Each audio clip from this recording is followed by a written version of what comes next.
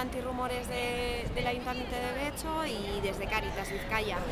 Nos hemos unido en esta acción de calle pues un poco para parar a la gente que reflexione un poquito, ¿no?, sobre la situación de las personas migrantes. El lema es: si cambias la mirada, cambias el futuro, y nosotros creemos realmente que este es el futuro que queremos pues para Becho y para la sociedad, ¿no? Una sociedad en la que todas las personas tengamos igualdad de derechos, pues vengas de donde vengas. Entonces, bueno, la forma es, pues paramos a la gente, les invitamos a sacarse una foto con cualquiera de los paneles que tenemos expuesto y a firmar un compromiso, ¿no?, en el que ellos explican que en su día a día van a intentar que ninguna razón de sexo, religión, etnia o procedencia se interpongan entre tú y yo, vengas de donde vengas. Y un poco esa es la acción, y el generar pues convivencia, porque en la diversidad hay riqueza y es la forma de conseguir una sociedad pues más plural y más rica.